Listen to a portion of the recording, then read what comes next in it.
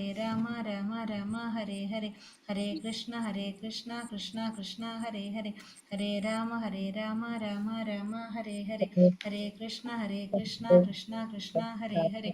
ഹരേ രാമ രാമ രാമ ഹരേ ഹരേ. ഹരേ കൃഷ്ണ കൃഷ്ണ കൃഷ്ണ ഹരേ ഹരേ. ഹരേ രാമ രാമ രാമ ഹരേ ഹരേ. ഹരേ കൃഷ്ണ ഹരേ കൃഷ്ണ മാതാജി പ്രണാമം. ഹരേ കൃഷ്ണ. ഓം നമോ ഭഗവതേ വാസുദേവായ. ഓം നമോ ഭഗവതേ വാസുദേവായ. ഓം നമോ ഭഗവതേ വാസുദേവായ. ഓം അജ്ഞാനതിമിരാന്ധസ്യ ജ്ഞാനാഞ്ജനാശലാകയ ചക്ഷുരുന്മീലിതം യേന തസ്മൈ ശ്രീ ഗുരവേ നമഃ. നമോ വിഷ്ണുപാദായ കൃഷ്ണപ്രേഷ്ഠായ ഭൂതലേ ശ്രീമതേ ഭക്തിവേദാന്ത സ്വാമിനിധി നാമിനേ. നമസ്തേ സാരസ്വതേ ദേവേ ഗൗരവാണി പ്രചാരിണേ നിർവിശേഷ ശൂന്യവാദി പാശ്ചാത്യ ദേശധാരിണേ. ജയ ശ്രീ കൃഷ്ണ ചൈതന്യ പ്രഭു നിത്യാനന്ദ ശ്രീ അദ്വൈത ഗദാധര ശ്രീവാസാദി ഗൗരഭക്ത വൃന്ദ. ഹരേ കൃഷ്ണ കൃഷ്ണ കൃഷ്ണ ഹരേ ഹരേ. ഹരേ രാമ രാമ രാമ ഹരേ ഹരേ. ഹരേ കൃഷ്ണ. ശ്രീ രാധാ ഗോവിന്ദ് ടെമ്പിൾ ഇസ്കോൺ മാംഗ്ലൂരിന്റെ ഭഗവത്ഗീത ക്ലാസ്സിലേക്ക് എല്ലാവർക്കും സ്വാഗതം. ഹരേ കൃഷ്ണ. എല്ലാവർക്കും പ്രണാമം. ഇപ്പൊ നമ്മൾ ഇന്ന് അധ്യായം 14. ഹരേ കൃഷ്ണ മാതാജി പ്രണാമം. എല്ലാവർക്കും പ്രണാമം. 14-ാമത്തെ അധ്യായം ഭൗതിക പ്രകൃതിയുടെ ത്രിഗുണങ്ങളാണ് നമ്മുടെ ഇന്നത്തെ അധ്യായം അല്ലെ. 14-ാമത്തെ അധ്യായത്തിൽ എത്തി 14അല്ല നമ്മൾ അധ്യായം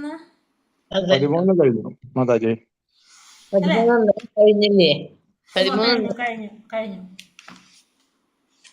അപ്പൊ നമ്മള് 14-ാമത്തെ അധ്യായത്തില് എത്തി നിൽക്കാണ്. ഭൗതിക പ്രകൃതിയുടെ ത്രിഗുണങ്ങൾ നമ്മൾ ആദ്യത്തെ ഭാഗത്തിൽ തൊട്ട് കേൾക്കുന്നതാണ് ഭൗതിക പ്രകൃതിയുടെ ത്രിഗുണങ്ങളെ കുറിച്ച്. ആ ത്രിഗുണങ്ങൾ എന്ന് പറഞ്ഞാൽ ഏതൊക്കെയാണ്? സത്വഗുണം, രജോ ഗുണം, തമോ ഗുണം. ആ ത്രിഗുണങ്ങൾ വളരെയധികം നമ്മളെ സ്വാധീനിക്കുന്നതാണ്, നമുക്ക് മനസ്സിലായിട്ടുള്ളതാണ്. കാരണം ഈ ഭൗതിക പ്രകൃതിയിൽ നമ്മൾ വരുമ്പോൾ ഈ ജീവാത്മാവ് ശരിക്കും എങ്ങനെയാണ്? ജീവാത്മാവ് ഭൗതിക പ്രകൃതിയിലേക്ക് കടക്കുന്നത് വരെ ജീവാത്മാവ് എങ്ങനെയാണ്? പരിശുദ്ധനാണ്. പക്ഷെ ഈ ഭൗതിക പ്രകൃതിയിലേക്ക് കടക്കുമ്പോൾ അതിനെ സ്വാധീനിക്കുകയാണ് അല്ലെ. പ്രകൃതിയുടെ ഗുണങ്ങള് അതിനെ സ്വാധീനിക്കുക. പ്രകൃതിയുടെ ഗുണങ്ങൾ, ഈ 3 ഗുണങ്ങളിൽ ഏതെങ്കിലും അതിനെ സ്വാധീനിക്കും. അപ്പോൾ നമ്മുടെ സ്വഭാവം എങ്ങനെയാവും? ആ ഏത് ഗുണമാണോ നമ്മളെ സ്വാധീനിച്ചിരിക്കുന്നത് അതനുസരിച്ചായിരിക്കും നമ്മുടെ സ്വഭാവം വരുന്നത്. അപ്പൊ അതിനനുസരിച്ച് നമ്മുടെ പ്രവർത്തികൾ വരും. അതിനനുസരിച്ചാണ് നമ്മളെ അടുത്ത ജന്മം തീരുമാനിക്കപ്പെടുന്നത്. അപ്പൊ അതുകൊണ്ട് നമ്മൾ കൂടുതൽ മനസ്സിലാക്കേണ്ടതാണ് എന്ത്?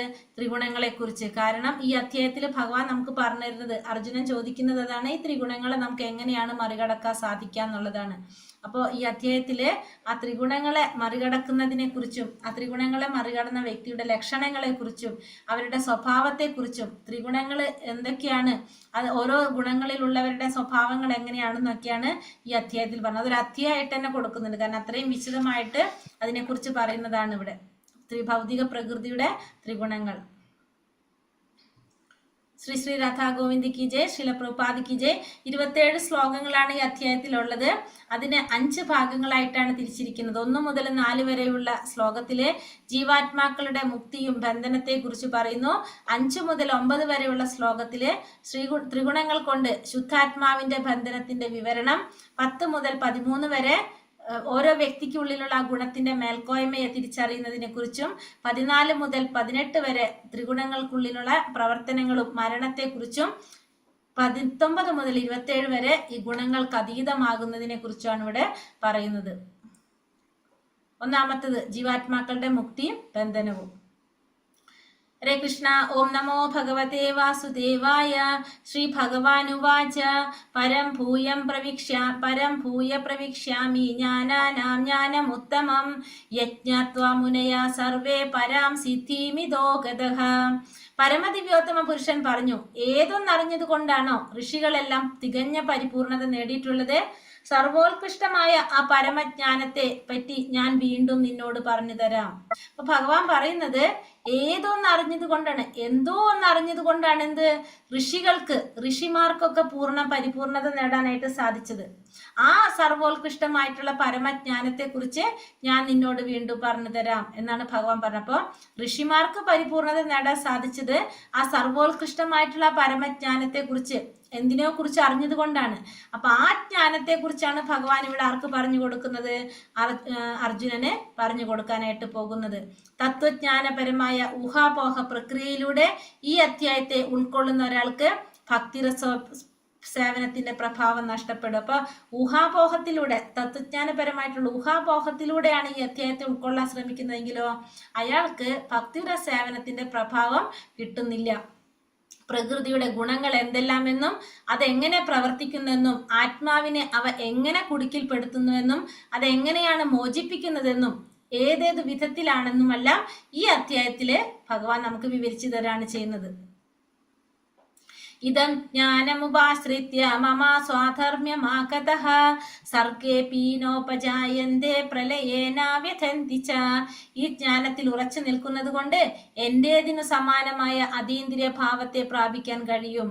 അങ്ങനെ ഉറച്ചു നിന്നു കഴിഞ്ഞാൽ ഒരുവന് സൃഷ്ടികാലത്ത് ജനിക്കുകയുമില്ല, പ്രളയകാലത്ത് ആകുലചിത്തനാവുകയില്ല. അപ്പൊ ഈ ഒരു ജ്ഞാനത്തിന്റെ ഗുണം എന്താണ്? ഈ ജ്ഞാനത്തിൽ ഉറച്ചു നിന്നു കഴിഞ്ഞാൽ ഭഗവാന്റേതിന് സമാനമായിട്ടുള്ള അതീന്ദ്രിയ ഭാവത്തെ പ്രാപിക്കാനായിട്ട് ആ വ്യക്തിക്ക് കഴിയും. അപ്പൊ അങ്ങനെ വന്നു കഴിഞ്ഞാൽ ആ വ്യക്തിക്ക് പിന്നെ എന്തിന്റെ ആവശ്യമില്ല? സൃഷ്ടികാലത്ത് ജന്മം എടുക്കേണ്ടതായിട്ടോ പ്രളയകാലത്ത് ആകുലചിത്തനാവേണ്ടതായിട്ടോ വരുന്നില്ല. അതായത് ഈ ഭൗതിക ലോകത്തിൽ വീണ്ടും ജന്മം എടുക്കേണ്ടതായിട്ട് വരുന്നില്ല. എങ്ങനെയാണെങ്കിൽ ആ ജ്ഞാനത്തില് ഉറച്ചു നിൽക്കുന്നത് കൊണ്ട്. ഹരേ കൃഷ്ണ. എന്റെ സൗണ്ട് ഓക്കെ ആണോ? കേൾക്കുന്നുണ്ടോ എല്ലാവർക്കും? കേൾക്കാണ്ട്. ഉണ്ട് മാതാജി. ഉണ്ട്. അപ്പൊ മാതാജി ഒന്ന് നോക്കിയേ, മാതാജിയില് സൗണ്ട് പ്രോബ്ലം ആണോന്ന്. സൗണ്ട് ഒന്ന് കൂട്ടി നോക്കിയേ.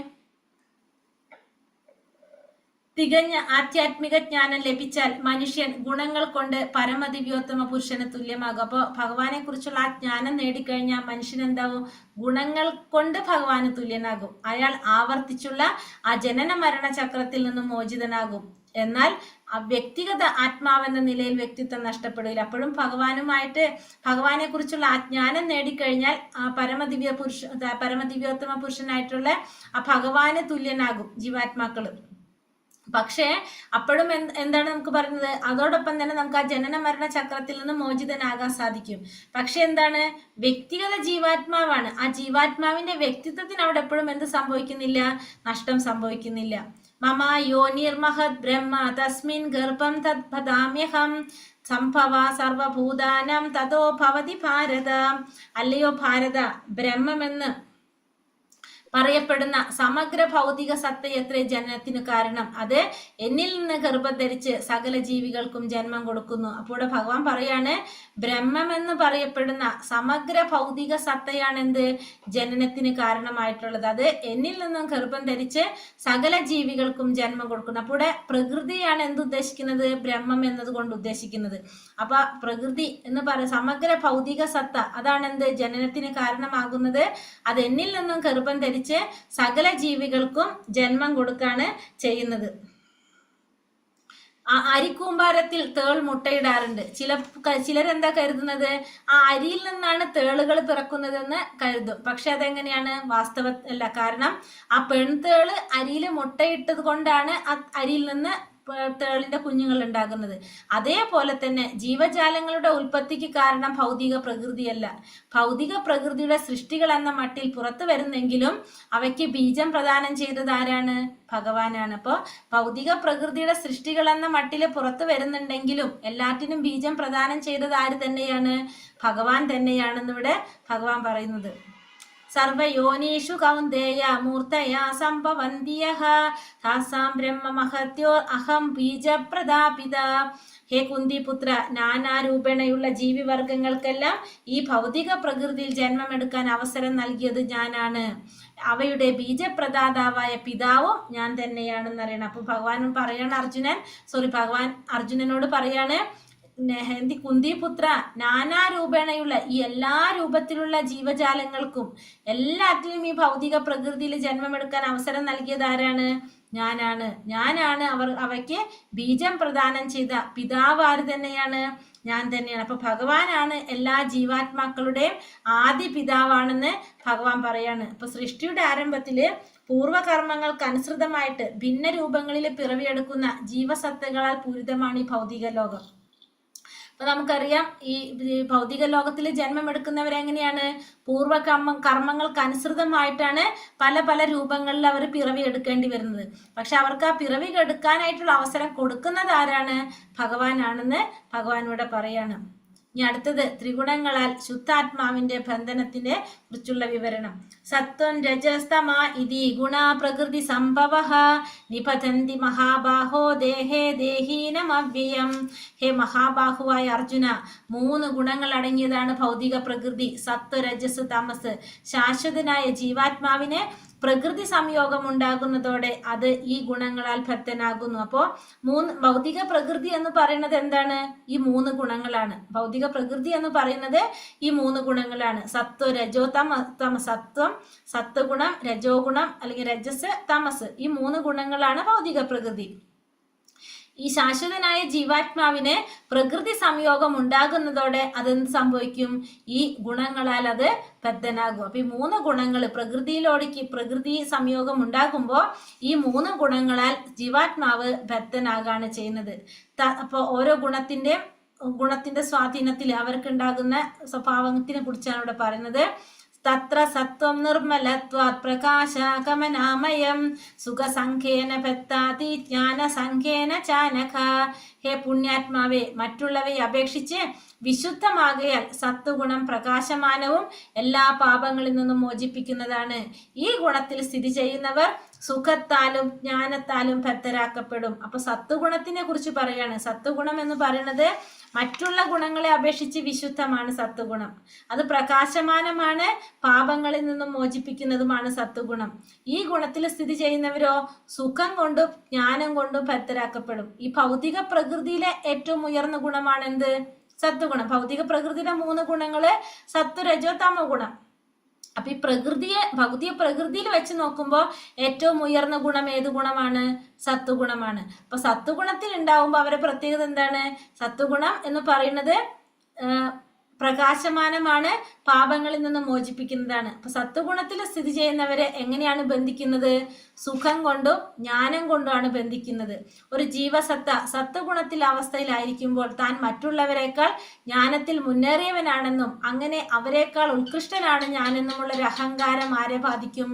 സാത്വിക സ്വഭാവിയെ, സത്വഗുണത്തിലുള്ള വ്യക്തിയെ ബാധിക്കും. അങ്ങനെ അയാൾ ബദ്ധനാകും. ഇതിനുള്ള ഉത്തമ ഉദാഹരണങ്ങളാണ് ആര്? ശാസ്ത്രകാരന്മാരും തത്വചിന്തകന്മാരൊക്കെ അതിനുള്ള ഉദാഹരണമാണ്.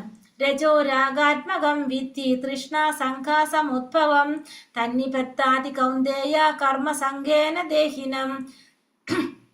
അല്ലയോ കുന്തി നന്ദന, അളവറ്റ തൃഷ്ണാധിക്യത്തിൽ നിന്നുളവാകുന്നതാണ് എന്ത്? രജോ ഗുണം. ദേഹസ്ഥനായ ജീവനെ അത് ഭൗതികമായ ഫലോദിഷ്ട കർമ്മങ്ങളിൽ കുടുക്കിയിടുന്നു. അപ്പൊ രണ്ടാമത്തത് രജോ ഗുണത്തെ കുറിച്ച് പറയാണ്. അളവറ്റ തൃഷ്ണ, ആഗ്രഹത്തിൽ നിന്നാണ് എന്തുണ്ടാകുന്നത്? രജോ ഗുണം ഉണ്ടാകുന്നത്. ഈ രജോ ഗുണം ജീവാത്മാവിന് എന്ത് ചെയ്യും? ഭൗതികമായിട്ടുള്ള ഫലോദിഷ്ട കർമ്മങ്ങളിൽ, ഫലം ആഗ്രഹിച്ചുകൊണ്ട് ചെയ്യുന്ന കർമ്മങ്ങളിലാണ് ആരെ കുടുക്കിയിടുന്നത്? രജോ ഗുണത്തിലുള്ളവരെ കുടുക്കിയിടുന്നത്. സ്ത്രീ പുരുഷന്മാർ തമ്മിലുള്ള ആസക്തിയും എന്തിന്റെ മുഖ്യ സ്വഭാവമാണ്? രജോ ഗുണത്തിന്റെ മുഖ്യ സ്വഭാവമാണ്. സ്ത്രീക്ക് പുരുഷനിലും പുരുഷന് സ്ത്രീയിലും ആകർഷണമുണ്ട്. ഇത് രജോ ഗുണം എന്ന് പറയാം. അപ്പൊ രജോ ഗുണത്തിൽ ഇരിക്കുമ്പോ ഒരു പ്രത്യേകത വേറെ എന്താ പറയുന്നത്? ഒന്ന്, നമുക്ക് എന്ത് കൂടുതലായിരിക്കും? നമ്മൾ പറഞ്ഞു ഫലോദിഷ്ട കർമ്മങ്ങൾ ചെയ്യുക, ഫലം ആഗ്രഹിച്ചുകൊണ്ട് കർമ്മം ചെയ്യാനുള്ളൊരു സ്വഭാവമാണ് രജോ ഗുണത്തിൽ കാണുന്നത്. രണ്ടാമത്തത് സ്ത്രീ പുരുഷന്മാർ തമ്മിലുള്ള ആസക്തിയും എന്തിന്റെ മുഖ്യ സ്വഭാവമാണ്? രജോ ഗുണത്തിന്റെ മുഖ്യ സ്വഭാവമാണ്. ഇനി തമോ ഗുണത്തെ കുറിച്ചാണെങ്കിലോ, തമസ്ത്വജ്ഞാനജം വിത്തി മോഹനം സർവദേഹിനാം പ്രമാദാലസ്യ നിദ്രാപി തന്നിപത്താതി ഭാരതപുത്ര, അജ്ഞാനജന്യമായ തമോ ഗുണമാകട്ടെ സർവശരീരികളെയും വ്യാമോഹിപ്പിക്കുന്നതാണ്. ഈ ഗുണത്തിന്റെ ഫലങ്ങളായ പ്രമാദം, അലസത, നിദ്ര എന്നിവ ബദ്ധ ജീവാത്മാവിനെ കുടുക്കിയിടുന്നു. അപ്പോ പറയുന്നത് അജ്ഞാനജന്യമാണെന്ത്? തമോ ഗുണം. തമോ ഗുണം എന്ന് പറയുന്നത് അജ്ഞാനം നിറഞ്ഞതാണ്. അതായത് ജ്ഞാനത്താൽ ബന്ധിക്കുന്നതാണ് എന്ത്? സത്വഗുണം. അജ്ഞാനത്തിൽ ബന്ധിക്കുന്നതാണ് എന്ത്? തമോ ഗുണം. അപ്പൊ സത്വഗുണത്തിന്റെ നേരെ വിപരീതമാണ് ഏത്? തമോ ഗുണം. തമോ ഗുണം ഒരാളെ എങ്ങനെയാണ്? അജ്ഞാനജന്യമായ തമോ ഗുണം സർവശരീരികളെയും വ്യാമോഹിപ്പിക്കുന്നതാണ്. ഈ ഗുണത്തിന്റെ ഫലങ്ങളായിട്ടുള്ള പ്രമാദം, അലസത, നിദ്ര ഇത് ജീവാത്മാവിനെ കുടുക്കിയിടും. അപ്പൊ ഇവിടെ ജീവാത്മാവ് എങ്ങനെയായിരിക്കും? പ്രമാദം, അലസത, നിദ്ര ഇതൊക്കെ ആരിൽ കാണും? ജീവാത്മാവിൽ കാണും. ഏതിന്റെ പ്രത്യേകതയാണത്? തമോ ഗുണത്തിന്റെ പ്രത്യേകതയായിട്ടാണ് ഇവിടെ പറയുന്നത്. ഒരു ഉദാഹരണം പറയുന്നത്, തന്റെ മുത്തച്ഛൻ മരിച്ചു, അതുകൊണ്ട് താനും മരിക്കുമെന്ന് എല്ലാവർക്കും മനസ്സിലാകാവുന്നതേ ഉള്ളൂ. പക്ഷെ മനുഷ്യൻ എന്താണ്? നശ്വരനാണ്. അവന് പിറക്കുന്ന മക്കളും മരിച്ചു പോകും. മരണം സുനിശ്ചിതമാണ്. എന്നിട്ടും ആളുകൾ എന്ത് ചെയ്യും? ഉന്മത്തന്മാരായവരെ പോലെ പണം വാരിക്കൂട്ടുന്നു, രാവും പകലും കഠിന പ്രയത്നം ചെയ്തുകൊണ്ടിരിക്കുന്നു, ശാശ്വതമായ ആത്മാവിനെ പറ്റി ചിന്തിക്കുന്നേ ഇല്ല. ഉന്മാദം തന്നെയാണിത്. ഇങ്ങനെ ഉന്മാദം ബാധിച്ചവർ ആധ്യാത്മിക ജ്ഞാനമാർഗത്തിൽ പുരോഗമിക്കാൻ ഒട്ടും താല്പര്യം കാണിക്കില്ല. അപ്പൊ ഇത്തരത്തിലുള്ളവർക്ക് എന്ത് താല്പര്യം ഉണ്ടാവില്ല? ആധ്യാത്മികമായ ജ്ഞാനത്തില്, ആത്മീയമായ ജ്ഞാനത്തില് പുരോഗമിക്കാനോ അതല്ലെങ്കിൽ അതിനെക്കുറിച്ച് മനസ്സിലാക്കാനോ അറിയാനോ ഒന്നും ആർക്ക് താല്പര്യം ഉണ്ടാവില്ല? ഇത്തരത്തിലുള്ളവർക്ക്, ഈ തമോ ഗുണത്തിലുള്ളവർക്ക് താല്പര്യം ഉണ്ടാവില്ല. സത്വം സുഖേ സംജയന്തി രജ കർമ്മണി ഭാരത ജ്ഞാനമാവൃത്യ തു തമഃ പ്രമാദേ സംജയുത്യത. അല്ലയോ ഭാരതപുത്ര, സത്വഗുണം ഒരാളെ സുഖം കൊണ്ട് ബന്ധിക്കുമ്പോൾ രജോ ഗുണം കാമ്യകർമ്മങ്ങൾ കൊണ്ടാണ് ബന്ധിക്കുക.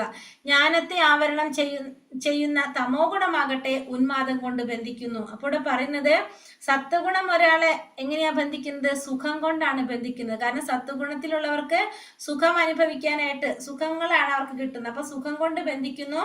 രജോ ഗുണത്തിലുള്ളവരാണെങ്കിലോ കാമ്യകർമ്മങ്ങൾ കൊണ്ട്, അതായത് ഫലം ആഗ്രഹിച്ച് കർമ്മങ്ങൾ ചെയ്യുക, അതാണ് കാമ്യകർമ്മം. കാമ്യകർമ്മങ്ങൾക്ക് ഫലം ആഗ്രഹിച്ചുകൊണ്ട് കർമ്മങ്ങൾ ചെയ്യുന്നതിനെയാണ് ബന്ധിക്കുന്നത്. ജ്ഞാനത്തെ ആവരണം ചെയ്യുന്ന തമോ ഗുണമാണെങ്കിലോ ഉന്മാദം കൊണ്ട്, അലസത കൊണ്ട് ആണ് ഒരാളെ ഇവിടെ ബന്ധിച്ചിടുന്നത്.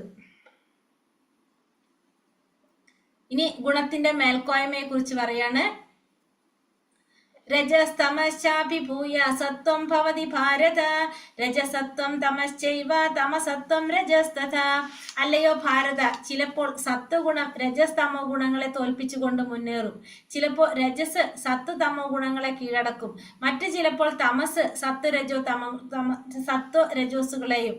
അങ്ങനെ ഈ വിധത്തില് എപ്പോഴും ആധിപത്യത്തിനുള്ള മത്സരം നിലനിൽക്കുക. അപ്പൊ ഈ മൂന്ന് ഗുണങ്ങളും തമ്മിൽ എന്ത് നടക്കാണ്?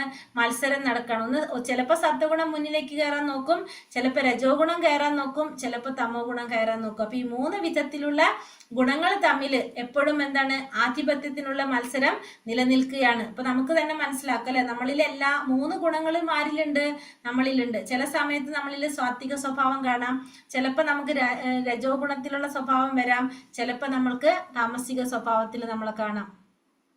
ഭൗതിക പ്രകൃതിക്ക് മൂന്ന് ഗുണങ്ങൾ ഉണ്ടെങ്കിലും സ്ഥിരനിശ്ചയമുള്ളവർക്ക് സത്വഗുണത്താൽ അനുഗ്രഹീതരാകാം. അതിനെയും അതിക്രമിച്ച് വസുദേവാവസ്ഥ എന്ന വിശുദ്ധ സത്വത്തിലെത്താം. അപ്പൊ ഈ ഭൗതിക പ്രകൃതിയില് ഈ മൂന്ന് ഗുണങ്ങളാണ് പ്രകൃതിയിലുള്ളത്. പക്ഷെ സ്ഥിരനിശ്ചയമുള്ളവർക്ക് എന്തിൽ സ്ഥിരാകാം? സത്വഗുണത്തിൽ നിൽക്കാനായിട്ട് സാധിക്കും. എന്നിട്ടോ അതിനേക്കാളും അതിക്രമിച്ച ഗുണം, അതായത് ഭൗതിക പ്രകൃതിക്ക് അതീതമായിട്ടുള്ള ഗുണം അതേതാണ്? വിശുദ്ധ സത്വത്തിലേക്ക് എത്താനായിട്ട് സാധിക്കും. ആദ്യം നമുക്ക് സത്വഗുണത്തിലേക്ക് എത്താം. സത്വഗുണത്തിൽ നിന്ന് നമുക്ക് എവിടേക്ക് കടക്കാം? വിശുദ്ധ സത്വത്തിലേക്ക് കടക്കാനായിട്ട് നമുക്ക് സാധിക്കും. സർവദ്വാരേഷു ദേഹേസ്മിൻ പ്രകാശ ഉപജായതേ ജ്ഞാനം 11 ജ്ഞാനം യഥാ തഥാ വിദ്യാത് വിവൃത്തം സത്വമിത്യുതഃ. ശരീരത്തിന്റെ എല്ലാ ദ്വാരങ്ങളും ജ്ഞാനത്താൽ പ്രകാശിതമാകുമ്പോൾ സത്വഗുണത്തിന്റെ പ്രഭാവം അനുഭവപ്പെടുന്നു. അപ്പൊ ശരീരത്തിന്റെ എല്ലാ ദ്വാരങ്ങളും 9 ദ്വാരങ്ങളാണ് ശരീരത്തിനുള്ളത്. ആ എല്ലാ ദ്വാരങ്ങളും ജ്ഞാനം കൊണ്ട് പ്രകാശിതമാകുമ്പോൾ എന്ത് വരും? അവിടെ സത്വഗുണത്തിന്റെ പ്രഭാവം അനുഭവപ്പെടാനായിട്ട് തുടങ്ങും. ലോഭ പ്രവൃത്തിരാരംഭ കർമ്മണാമശമസ്പൃഹ രജസ്യേതാനി ജായന്തേ വിവൃതേ ഭരതർഷഭ. ഹേ ഭരതശ്രേഷ്ഠ, രജോ ഗുണം വർദ്ധിക്കുമ്പോൾ അതിയായ ആസക്തി, ഫലോദിഷ്ടമായ പ്രവർത്തനം, കഠിനമായ പ്രയത്നം, അടക്കാനാവാത്ത ആഗ്രഹം, മോഹാവേശം എന്നീ ലക്ഷണങ്ങൾ ഉണ്ടാകുന്നു. ഇപ്പൊ രജോ ഗുണമാണ് നമ്മളിൽ വർദ്ധിക്കുന്നതെങ്കിലോ നമുക്ക് ആസക്തി കൂടുതലായിരിക്കും. നമ്മൾ പറഞ്ഞു നേരത്തെ, രജോ ഗുണത്തിലാണെങ്കിൽ ഒന്ന് സ്ത്രീ പുരുഷന്മാർ തമ്മിലുള്ള ആസക്തി ഉണ്ടാവും, ധനത്തിനോട് അതുപോലെ തന്നെ അത്തരത്തിലുള്ള കാര്യങ്ങളോടൊക്കെ നമുക്ക് ആഗ്രഹങ്ങൾ കൂടുതലായിരിക്കും, ഭൗതികമായിട്ടുള്ള ആഗ്രഹങ്ങൾ കൂടുതലായിരിക്കും, കഠിന പ്രയത്നം ചെയ്യാനുള്ളൊരു വാസന നമുക്ക് കൂടുതലായിരിക്കും. അപ്പൊ അത് തന്നെ ഇവിടെ പറഞ്ഞത്, ഫലോദിഷ്ടമായ പ്രവർത്തനം, കഠിന പ്രയത്നം, അടക്കാനാവാത്ത ആഗ്രഹം, മോഹാവേശം, ഇതൊക്കെ എന്തിന്റെ ലക്ഷണമാണ്? രജോ ഗുണം വർദ്ധിക്കുമ്പോൾ നമ്മളിൽ കാണുന്നതാണ്. രജോ ഗുണ സ്വഭാവി തനിക്ക് കിട്ടിയിട്ടുള്ള സ്ഥാനം ഒരിക്കലും സംതൃപ്തനാകാറില്ല, ഉയർത്താനായിട്ട് ആഗ്രഹിച്ചു കൊണ്ടിരിക്കും. അപ്പൊ രജോ ഗുണത്തിൽ ഇരിക്കുമ്പോൾ നമ്മൾ ഏതൊരു പൊസിഷനിലായാലും നമ്മൾ അതുകൊണ്ട് തൃപ്തിപ്പെടില്ല. നമുക്ക് എന്താണ് അതിനേക്കാളും ഉയർന്ന സ്ഥാനം വേണമെന്ന് നമ്മൾ ചിന്തിച്ചു കൊണ്ടേയിരിക്കും. അതിനു വേണ്ടിയിട്ട് നമുക്ക് എത്ര കഠിന പ്രയത്നം ചെയ്യാനും യാതൊരു മടിയും ഉണ്ടാവില്ല. അപ്പൊ അവർക്ക് ഒരിക്കലും എന്തുണ്ടാവില്ല, സംതൃപ്തി ഉണ്ടാവില്ല. അപ്രകാശോ പ്രവൃത്തിശ്ച പ്രമാദോ മോഹ ഏവച തമസ്യേതാനി ജായന്തേ വിവൃതേ കുരുനന്ദന തമോ ഗുണം വളരുമ്പോൾ തേജസ്സില്ലായ്മ, അകർമ്മണ്യത, പ്രമാദം, വ്യാമോഹം എന്നിവ പ്രകടമാകുന്നു. നേരെ മറിച്ച് തമോ ഗുണമാണ് വളരുന്നതെങ്കിലോ നമ്മളില് തേജസ്സില്ലായ്മ, അകർമ്മണ്യത, പ്രമാദം, വ്യാമോഹം ഇതാണ് പ്രകടമാകുക. തമോ ഗുണം തേജസ്സില്ലെങ്കിൽ അവിടെ എന്തില്ല, ഞാൻ ഉണ്ടാവില്ല. അപ്പൊ പിന്നെ അതുപോലെ തന്നെ അകർമ്മണ്യത, കർമ്മം ചെയ്യാൻ നമുക്ക് എത്ര ആരോഗ്യം ഉണ്ടെങ്കിലും നമുക്ക് എന്ത് തോന്നില്ല, കർമ്മം ചെയ്യാനായിട്ട്, പ്രവൃത്തികൾ ചെയ്യാനായിട്ട് നമുക്ക് തോന്നില്ല. പിന്നെ അതുപോലെ തന്നെ അയാൾ എന്താണ്, അധ്വാനശേഷി അയാൾക്ക് ഉണ്ടെങ്കിലും അത് ചെയ്യാനായിട്ട് അയാൾ ശ്രമിക്കില്ല. തന്നിഷ്ടം പോലെ പ്രവർത്തിക്കാനാണ് ആര് ചെയ്യുന്നത്, ഈ തമോ ഗുണത്തിലുള്ളവര് ചെയ്യുന്നത്. ഇനി ഈ ഓരോ ഗുണത്തിലുള്ളവരുടെ പ്രവർത്തനങ്ങളും മരണത്തെ കുറിച്ചാണ് ഇവിടെ പറയുന്നത്. യഥാ സത്യേ പ്രവൃത്തേതു പ്രളയം യാതി ദേഹഭൃത് തദാത്താമവിതാം ലോകാൻ അമലാൻ പ്രതിപത്യതേ. സാത്വികർ മരിക്കുമ്പോൾ ഋഷിവര്യന്മാരുടെ നിർമ്മലങ്ങളായ ഉത്കൃഷ്ട ലോകങ്ങളിൽ എത്തുന്നു. അപ്പൊ സാത്വിക സ്വഭാവികത്തിലുള്ളവർ മരിക്കുമ്പോൾ അവരെവിടേക്ക് എത്തുന്നത്, ഋഷിവര്യന്മാരുടെ നിർമ്മലങ്ങളായിട്ടുള്ള ഉത്കൃഷ്ട ലോകങ്ങളിലേക്കാണ് ആരെത്തുന്നത്. സ്വാത്വിക സ്വഭാവത്തിലുള്ളവർ മരിക്കുമ്പോൾ അവര് ഉത്കൃഷ്ട ലോകങ്ങളിലേക്ക് പോകും. ഭൂമിയുടെ മുകളിലുള്ള ലോകങ്ങളിലേക്ക്, ഋഷിവര്യന്മാരുടെ ലോകങ്ങളിലേക്കാണ് സാത്വികര് പോകുന്നത്. അമലാൻ എന്ന പദം ഇവിടെ പ്രസക്തമാണ്.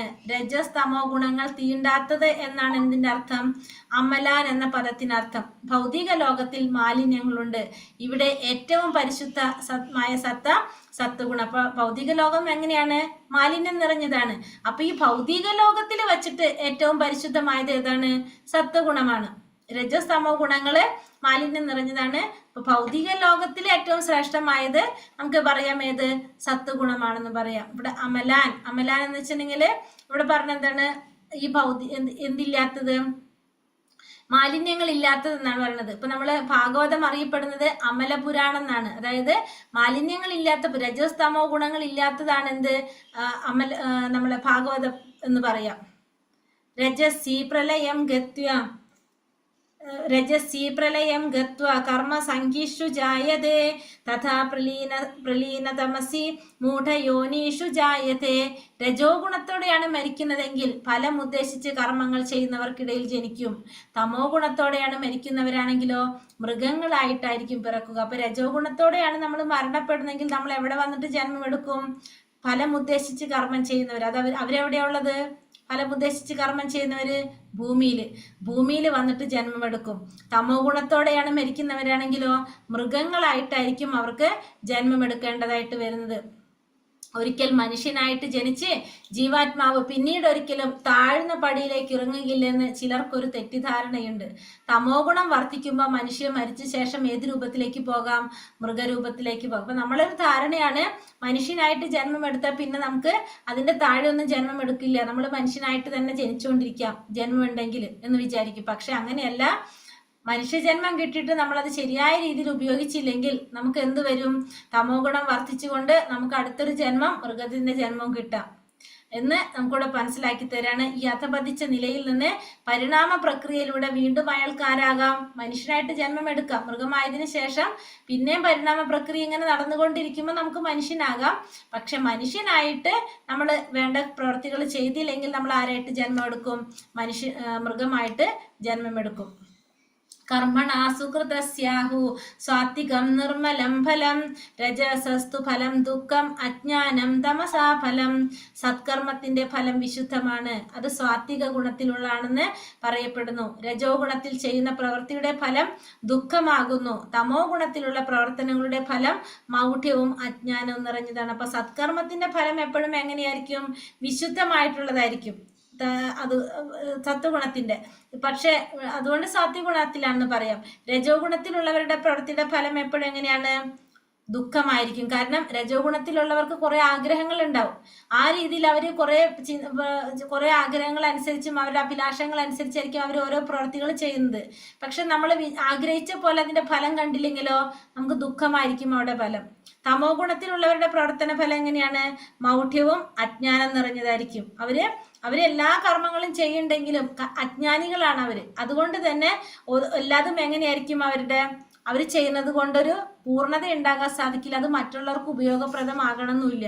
അപ്പൊ അതുകൊണ്ട് അതെന്താണ്, അതിന്റെ ഫലം എപ്പോഴും മൗഢ്യവും അജ്ഞാനം നിറഞ്ഞ. അവർ ചെയ്യുന്ന കർമ്മം കൊണ്ട് അവർക്കും പ്രയോജനം ഉണ്ടാവില്ല, മറ്റുള്ളവർക്ക് ഉപയോഗം ഉണ്ടാവില്ല. പ്രജകളേവരും ജന്മങ്ങളിൽ മൃഗങ്ങളാക്കാൻ സഹായിക്കുന്ന സാമൂഹ്യ സംസ്കാരം തീർച്ചയായും മനുഷ്യരുടേതല്ല. ഇന്നത്തെ മാനവ സംസ്കാരം രജസ്തമോ ഗുണങ്ങളാൽ അങ്ങേയറ്റം വഴിപിഴയ്ക്കപ്പെട്ടതാണ്. ആപത്കരമാണ് ഈ കാലം. മനുഷ്യവർഗത്തെ ഒരു മഹാവിപത്തിൽ നിന്ന് രക്ഷിക്കാൻ വേണ്ടി സുലളിതമായ കൃഷ്ണാവബോധ പ്രക്രിയയിലേക്ക് നയിക്കാൻ എല്ലാ രാഷ്ട്രങ്ങളും ശ്രദ്ധിക്കണം. അപ്പൊ എല്ലാവരും എന്തിനാ ശ്രമിക്കേണ്ടത്? നമ്മുടെ ഈ ജനസമൂഹത്തെ കൃഷ്ണാവബോധ പ്രക്രിയയിലേക്ക് നയിക്കാനാണ് ശ്രദ്ധിക്കേണ്ടത്.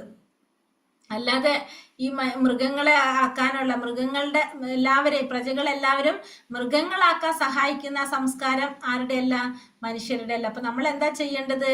നമ്മള് കൃഷ്ണാവബോധ പ്രക്രിയയിലേക്ക് നയിക്കാനായിട്ട് എല്ലാ രാഷ്ട്രങ്ങളും ശ്രദ്ധിക്കണം.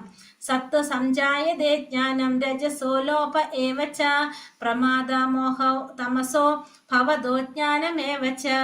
സത്വഗുണത്തിൽ നിന്ന് യഥാർത്ഥ ജ്ഞാനവും രജസിൽ നിന്ന് ലോഭവും തമസിൽ നിന്ന് പ്രമാദവും അത് മോഹവും മൗഢ്യം ഇവ ഉണ്ടാകുന്നു. അപ്പൊ സത്വഗുണത്തിൽ നിന്ന് നമുക്ക് എന്താ ഉണ്ടാകുന്നത്? ജ്ഞാനം. നമുക്ക് ഭഗവാനെ കുറിച്ചുള്ള അറിവ് നേടാനായിട്ട് സത്വഗുണം സഹായിക്കും. രജോ ഗുണത്തിൽ നിന്ന് ലോഭം, രജസിൽ നിന്ന് നമുക്ക് എന്താ ഉണ്ടാകുന്നത്? ഭൗതികമായിട്ടുള്ള വസ്തുക്കളോടുള്ള ആഗ്രഹങ്ങളാണ് നമ്മളിൽ ഉണ്ടാകുന്നത്.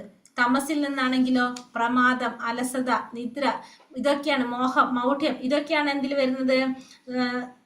തമോ ഗുണത്തില് കാണുന്നത്. ജനങ്ങളിൽ ഭൂരിപക്ഷത്തിനും സമൃദ്ധിയും സന്തുഷ്ടിയും വർദ്ധിച്ചിട്ടില്ലെന്ന് വന്നാൽ പോലും സമൂഹത്തിൽ ചെറിയൊരു ശതമാനമെങ്കിലും കൃഷ്ണാവബോധം വളർത്തി സത്വഗുണത്തിലായാൽ ലോകത്തിൽ ഒട്ടാകെ ഐശ്വര്യ സമാധാനം ഉണ്ടാക്കാൻ സാധ്യതയുണ്ട്. മറിച്ച് രജസ്തമോ ഗുണങ്ങളിലാണ് ജനങ്ങൾ മുഴുകുന്നതെങ്കിൽ ഇവിടെ ഐശ്വര്യമോ സമാധാനമോ ഉണ്ടാകാൻ സാധിക്കില്ല. അപ്പോൾ ഭൂരിപക്ഷം ജനങ്ങളും എങ്ങനെയാണ്? ഭൂരിപക്ഷം സമൃദ്ധിയും സന്തുഷ്ടിയും വർദ്ധിച്ചില്ലെങ്കിൽ പോലും ചെറിയൊരു ശതമാനം കൃഷ്ണാവബോധം വളർത്തി ആ സത്വഗുണത്തിലായാലും എന്ത് സാധിക്കും? ലോകത്തിൽ ഒട്ടാകെ നമുക്ക് ഐശ്വര്യ സമാധാനം ഉണ്ടാക്കാനായിട്ടുള്ള സാധ്യതയുണ്ട്. നേരെ മറിച്ച് രജോത്തമോ ഗുണങ്ങളിലാണ് ജനങ്ങൾ മുഴുകുന്നെങ്കിലോ നമുക്കത് ഉണ്ടാക്കാനായിട്ട് സാധിക്കില്ല. ഊർധം ഗച്ഛന്തി സത്വസ്ഥ മധ്യേ തിഷ്ഠന്തി രാജസ ജഗന്യ ഗുണവൃത്തിസ്ഥ അഥോ ഗച്ഛന്തി താമസ. സ്വാത്വിക സ്വഭാവികൾ ക്രമേണ ഉത്കൃഷ്ട ലോകങ്ങളിലേക്ക് ഉയരുന്നു. രാജസ പ്രകൃതിയിലുള്ളവർ ഭൂലോകങ്ങളിൽ ജീവിക്കുകയും നീചമായ തമോ ഗുണത്തിന് അടിമപ്പെട്ടവർ നരകങ്ങളിൽ പോയി നിപതിക്കുകയും ചെയ്യുന്നു. അപ്പൊ സ്വാത്വിക സ്വഭാവത്തിലുള്ളവർ എവിടേക്ക് പോകും? ഉത്കൃഷ്ട ലോകങ്ങളിലേക്ക് പോകും. രാജസിക സ്വഭാവത്തിലുള്ളവരോ ഭൂലോകങ്ങളിൽ, ഭൂമിയിൽ വന്ന് ജീവിക്കും. തമോ ഗുണത്തിന് അടിമപ്പെട്ടവര് നരകങ്ങളിൽ പോയിട്ടാണ് ജന്മം എടുക്കേണ്ടതായിട്ട് വരുന്നത്. ഇനി ഗുണങ്ങൾക്ക് അതീതനാവുന്നതിനെ കുറിച്ചാണ് പറയുന്നത്. നാന്യം ഗുണേഭ്യ കർത്താരം യഥാ ദ്രഷ്ടാനുപശ്യതി ഗുണേഭ്യശ്ച പരം വ്യക്തി മത്ഭാവം സോധിഗച്ഛതി. യാതൊരു കർമ്മത്തിനും പ്രകൃതിയുടെ ഈ ത്രിഗുണങ്ങളല്ലാതെ വേറൊരു കർത്താവില്ലെന്ന് ശരിയായി മനസ്സിലാക്കുകയും ഗുണാതീതനായ ഭഗവാനെ അറിയുകയും ചെയ്യുന്നവൻ എന്റെ ആധ്യാത്മിക പ്രകൃതിയെ പ്രാപിക്കുന്നു. അപ്പൊ എല്ലാ കർമ്മത്തിനും കാരണം ആരാണ്? ഈ മൂന്ന് ഗുണങ്ങളാണ്. അതിന്റെ കർത്താവ് എന്ന് പറയുന്നത് ഈ മൂന്ന് ഗുണങ്ങളാണ്. ഇത് മനസ്സിലാക്കുന്നവൻ, ആ ഗുണാതീതനായിട്ടുള്ള ഈ മൂന്ന് ഗുണങ്ങൾക്കും അതീതനായിട്ടുള്ള ഭഗവാനെ അറിയുന്നവർക്ക് എന്ത് സാധിക്കും? ഭഗവാന്റെ ആധ്യാത്മിക പ്രകൃതിയെ പ്രാപിക്കാനായിട്ട് സാധിക്കും. അപ്പൊ നമുക്ക് എന്താണ് അറിയേണ്ടത്? ഈ മൂന്ന് ഗുണങ്ങളാണ് എല്ലാ പ്രവർത്തികൾക്കും കാരണം. ആരാണ്? ഈ മൂന്ന് ഗുണങ്ങളാണ്. പിന്നെ ഭഗവാൻ ഗുണങ്ങൾക്ക് അതീതനാണ് എന്ന് മനസ്സിലാക്കുന്നവർക്കാണ് ഭഗവാനെ പ്രാപിക്കാനായിട്ട് സാധിക്കുന്നത്. കൃഷ്ണനാണ് യഥാർത്ഥ ആധ്യാത്മിക ആചാര്യൻ. അങ്ങനെയുള്ള അദ്ദേഹം അർജുനന് ഈ ജ്ഞാനം നൽകി. അതുപോലെ ശരിക്കും കൃഷ്ണാവബോധം ഉദിച്ചവരിൽ നിന്ന് വേണം എന്തറിയാനായിട്ട്? ഈ ശാസ്ത്രം മനസ്സിലാക്കാനായിട്ട്. അല്ലെങ്കിൽ നമ്മളെ ജീവിതം വഴിപിഴച്ചു പോകും. അപ്പൊ നമ്മള് കൃഷ്ണാവബോധം ഉദിച്ചവരിൽ നിന്നായിരിക്കണം ഈ ശാസ്ത്രം നമ്മൾ മനസ്സിലാക്കേണ്ടത്. അതല്ലെങ്കിൽ നമ്മളെ ജീവിതം വഴിപിഴച്ചേക്കും. വിശ്വാസനായ ഒരു ആധ്യാത്മിക ഗുരുവിന്റെ ഉപദേശത്തിലൂടെ ഒരാൾക്ക് തന്റെ ആധ്യാത്മിക നിലയെക്കുറിച്ചും ഭൗതിക ശരീരത്തെക്കുറിച്ചും ഇന്ദ്രിയങ്ങളെക്കുറിച്ചും അറിവ് നേടാം. താൻ എങ്ങനെ ഈ ബന്ധനത്തിൽ പെട്ടുവെന്നും പ്രകൃതിയുടെ ത്രിഗുണങ്ങളാൽ എത്രത്തോളം ആകൃഷ്ടനായിട്ടുള്ളതും മനസ്സിലാക്കാൻ സാധിക്കും. ഒരു ഗുരുവിന്റെ സഹായത്തോടെ നമുക്ക് എന്തറിയാൻ സാധിക്കും? നമുക്ക് ഭൗതിക ശരീരത്തെക്കുറിച്ച്, ഇന്ദ്രിയങ്ങളെക്കുറിച്ച്, ഭഗവാനും നമ്മളും തമ്മിലുള്ള ബന്ധത്തെക്കുറിച്ചൊക്കെ അറിവ് നേടാൻ സാധിക്കും. അങ്ങനെ ഈ പ്രകൃതിയെക്കുറിച്ച് മനസ്സിലാക്കി പ്രകൃതിയുടെ ഗുണങ്ങൾ എത്രത്തോളം നമ്മളെ സ്വാധീനിച്ചിട്ടുണ്ട്, നമ്മൾ എങ്ങനെയാണ് അത് ബന്ധനത്തിൽ പെട്ടിരിക്കുന്നതെന്നൊക്കെ നമുക്ക് മനസ്സിലാക്കാനായിട്ട് സാധിക്കും. ഗുണേനേതാനതീത്രീൻ ദേഹി ദേഹാസമുദ്ഭവാൻ ജന്മ മൃത്യുജരാ ദുഃഖേ വിമുക്തോമൃതമശ്നുതേ. ശരീര സംബന്ധികളായ ഈ 3 ഗുണങ്ങളെയും അതിക്രമിക്കാൻ സാധിച്ചാൽ ശരീരസ്ഥനായ ജീവന് ജനന മരണ വാർദ്ധക്യം മുതലായ ക്ലേശങ്ങളിൽ നിന്ന് മുക്തനായി ഈ ജീവിതത്തിൽ തന്നെ അമൃത ആസ്വദിക്കാൻ സാധിക്കും. അപ്പൊ നമുക്ക് ഈ 3 ഗുണങ്ങളെയും അതിക്രമിക്കാൻ സാധിച്ചു കഴിഞ്ഞാൽ ഈ ജന്മത്തിൽ തന്നെ ഈ ശരീരസ്ഥനായിട്ടുള്ള ജീവന് ഈ ജന്മത്തിൽ നമുക്ക് എന്ത് സാധിക്കും? ഈ ജീവിതത്തിൽ തന്നെ ജന്മമൃത്യു ജരാവ്യാധികളിൽ നിന്നെല്ലാം, ആ പറഞ്ഞ ക്ലേശങ്ങളിൽ നിന്നെല്ലാം മോചനം നേടി അമൃത ആസ്വദിക്കാനായിട്ട് സാധിക്കും. നമ്മൾ എന്ത് വേണം? ഈ 3 ഗുണങ്ങളെ അതിക്രമിക്കാൻ നമുക്ക് സാധിച്ചിരിക്കണം. ത്രിഗുണങ്ങളുടെ സ്വാധീനതാ വലയം ഭേദിച്ചു കഴിഞ്ഞാൽ മനുഷ്യൻ ഭക്തിനിഷ്ഠമായ സേവനത്തിൽ തൽപരരാകും. അപ്പൊ ഈ 3 ഗുണങ്ങളെ മറികടക്കുമ്പോഴാണ് നമുക്ക് എന്ത് സാധിക്കുന്നത്? ഭക്തിയോടുകൂടി ഭഗവാന്റെ സേവനം ചെയ്യാനായിട്ട് സാധിക്കുന്നത്. അപ്പൊ അർജുനൻ ചോദിക്കുകയാണ് അടുത്തത്. അർജുനന്റെ ചോദ്യം: അർജുന ഉവാച കൈർലിംഗ്രൈസ്തീൻ ഗുണാനേതാൻ അതീതോ ഭവതി പ്രഭോ ഹിമാചാര കഥം ചൈതാ സ്ത്രീൻ ഗുണാനാതിവർത്തതേ. അർജുനൻ ചോദിച്ചു, പ്രഭോ, ത്രിഗുണങ്ങളെ അതിക്രമിച്ച വ്യക്തിയുടെ ലക്ഷണങ്ങൾ എന്തെല്ലാം? എങ്ങനെയായിരിക്കും അദ്ദേഹത്തിന്റെ പെരുമാറ്റം? അയാൾ എങ്ങനെയാണ് ഈ ത്രിഗുണങ്ങളെ അതിക്രമിക്കുന്നത്? അപ്പോൾ ഫസ്റ്റ് ചോദിക്കുന്നത് ത്രിഗുണങ്ങളെ അതിക്രമിച്ച വ്യക്തിയുടെ ലക്ഷണം, അയാളുടെ പെരുമാറ്റം എങ്ങനെയാണ് ആ വ്യക്തിക്ക് ത്രിഗുണങ്ങളെ അതിക്രമിക്കാൻ സാധിക്കുന്നത്? ഈ 3 കാര്യങ്ങളാണ് ചോദിക്കുന്നത്. നമുക്കിതിൽ ഏറ്റവും പ്രധാനപ്പെട്ട ചോദ്യം എന്താണ്? എങ്ങനെയാണ് ഈ ത്രിഗുണങ്ങളെ മറികടക്കാൻ നമുക്ക് സാധിക്കുക എന്നുള്ളതാണ് നമുക്ക് അറിയേണ്ടത്. ഒന്ന്, ആ വ്യക്തിയുടെ ലക്ഷണം, അവരുടെ പെരുമാറ്റം, എങ്ങനെയാണ് ഈ ത്രിഗുണങ്ങളെ അതിക്രമിച്ചതെന്നാണ് അർജുനൻ ഭഗവാനോട് ചോദിക്കുന്നത്. അപ്പൊ ഭഗവാൻ ആദ്യത്തെ 2 ചോദ്യത്തിനുള്ള ഉത്തരാണ് ഈ ശ്ലോകത്തിൽ പറയുന്നത്.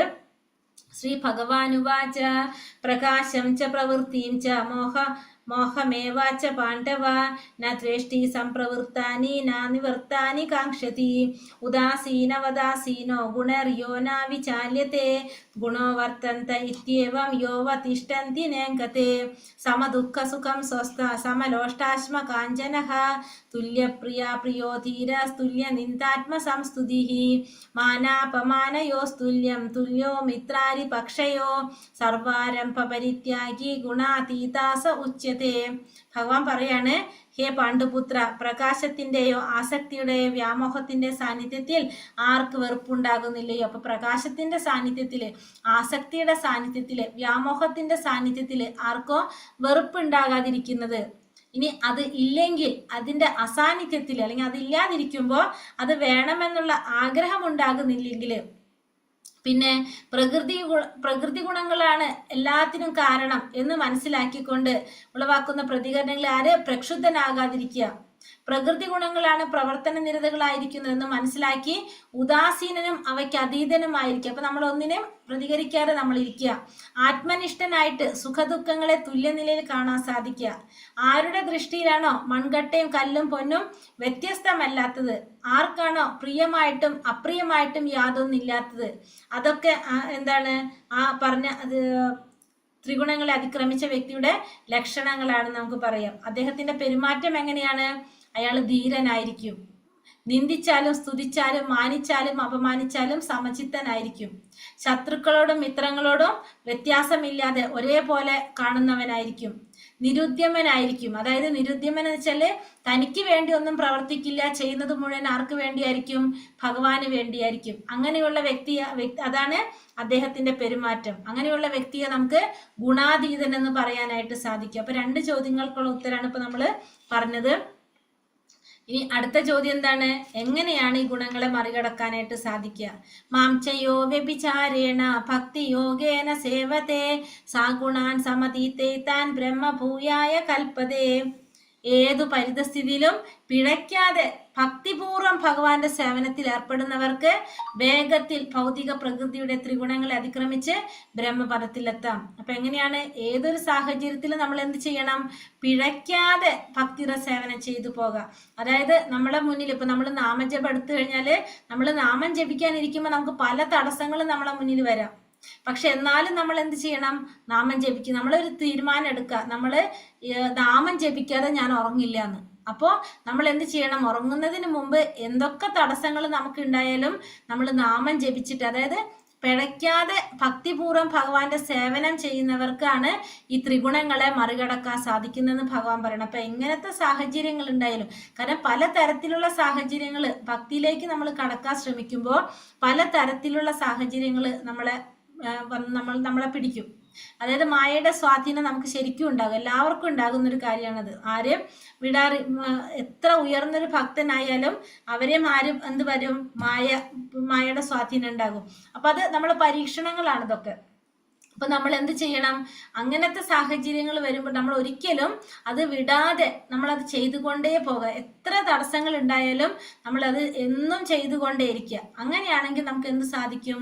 നമുക്ക് ഈ ത്രിഗുണങ്ങളെ മറികടക്കാനായിട്ട്, ആ ബ്രഹ്മപദത്തിലെത്താനായിട്ട് സാധിക്കും. കൃഷ്ണാവബോധം ഉദിക്കുക അഥവാ ഭക്തിപൂർവ്വം ഭഗവത് സേവനം ചെയ്യുക എന്നത് കൃഷ്ണനോട് തുല്യത നേടുക എന്നാണ് അർത്ഥം. തൻ്റെ ഭാവം സച്ചിദാനന്ദാത്മകമാണെന്ന് ഭഗവാൻ പറഞ്ഞിട്ടുണ്ട്. അപ്പൊ സ്വർണ്ണഖനിയുടെ അംശങ്ങൾ എന്നുപോലെ ജീവസത്തകൾ ആരുടെ അംശമാണ്? ഭഗവാന്റെ അംശമാണ്. അപ്പൊ ഈ എല്ലാ ജീവാത്മാക്കളും ആരുടെ അംശമാണ്? ഭഗവാന്റെ അംശമാണ്. സ്വർണത്തിന്റെ ശകലങ്ങള് സ്വർണ്ണഖനിയുടെ അംശം എന്ന പോലെ എല്ലാ ജീവാത്മാക്കളും ഭഗവാന്റെ അംശമാണ്. ബ്രഹ്മണോ ഹി പ്രതിഷ്ഠാഹം അമൃതസ്യ വയസ്യ ച ശാശ്വതസ്യ ച ധർമ്മസ്യ സുഖ സൈകാന്തികസ്യ ച. അമൃതവും അക്ഷയവും ശാശ്വതവും ആത്യന്തിക സുഖത്തിന്റെ മൂലസ്ഥാനവുമായ വ്യക്തിശൂന്യ ബ്രഹ്മത്തിന്റെ അടിസ്ഥാനവും ഞാൻ തന്നെ. അപ്പൊ ഭഗവാൻ പറയാണ്, ആ വ്യക്തിശൂന്യ ബ്രഹ്മത്തിന്റെ, പരമസത്യത്തിന്റെ 3 ഭാവങ്ങള്, ബ്രഹ്മം, പരമാത്മാ, ഭഗവാൻ. ആ വ്യക്തിശൂന്യ ബ്രഹ്മത്തിന്റെ അടിസ്ഥാനം ആര് തന്നെയാണ്? ഞാൻ തന്നെയാണ്. ആത്യന്തികമായിട്ടുള്ള സുഖത്തിന്റെ മൂലസ്ഥാനവും ഞാൻ തന്നെയാണ്. അമൃതമായിട്ടുള്ളതും അക്ഷയമായിട്ടുള്ളതും ശാശ്വതമായിട്ടുള്ളതും എല്ലാം ആരാണ്? ഞാൻ തന്നെയാണെന്ന് ഭഗവാൻ പറയുന്നു. ആ 4 കുമാരന്മാര്, സനക, സനാതന, സനന്ദ, സനൽ കുമാരന്മാര് ആ പരമസത്യത്തെ കുറിച്ച് അവരുടെ സങ്കല്പം എന്തായിരുന്നു? ബ്രഹ്മം, അതായത് അവ്യക്തിഗത ഭാവത്തിലായിരുന്നു അവര് കണ്ടിരുന്നത്. പിന്നീട് അവര് ഭക്തിഭരിതമായ ഭഗവാന്റെ സേവനത്തിലേക്ക് ഉയരുകയാണ് ചെയ്യുന്നത്. ആ വ്യക്തിശൂന്യ സങ്കല്പത്തിനപ്പുറം എത്താൻ സാധിക്കാത്തവർക്ക് വീഴ്ച പറ്റുകയും ചെയ്യും. സേവകനും ഏതാണ്ട് രാജാവിനെ പോലെ സുഖം അനുഭവിക്കുന്നു. അപ്പോൾ ഭക്തിയുടെ സേവനം ചെയ്യുമ്പോൾ ഭഗവാൻ ആസ്വാദകനും നമ്മൾ സേവകരാണ്. ആ സേവകനും എന്ത് കിട്ടാണ്? അതിന്റെ ഫലങ്ങൾ അനുഭവിക്കാനായിട്ട് സാധിക്കും.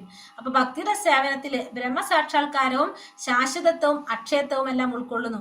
ഭക്തിയുടെ സേവനത്തിൽ മുഴുകിയിരിക്കുന്ന ഭക്തന് എല്ലാം കിട്ടും. കാരണം ഭക്തിയുടെ സേവനം ചെയ്തുകൊണ്ടിരിക്കുമ്പോൾ ഭഗവാനെ സേവിച്ചുകൊണ്ടിരിക്കുകയാണ് ഭക്തൻ. ആ ഭക്തന് എല്ലാം അനുഭവിക്കാനായിട്ട് ആ ഭക്തന് സാധിക്കും. ഹരേ കൃഷ്ണ കൃഷ്ണ കൃഷ്ണ ഹരേ ഹരേ, ഹരേ രാമ രാമ രാമ ഹരേ ഹരേ. വഞ്ചാകൽപതരുപേശ്ച കൃപാസിന്ധു പതിതാനാം പാവനേഭ്യോ വൈഷ്ണവേഭ്യോ നമോ നമഃ. अनंत कोटि वैष्णव भक्तवृंद की जय, शिल प्रभुपाद की जय, गुरुदेव की जय, नित्याय गौर प्रेमानंदे, हरि हरि बोल। हरे कृष्णा।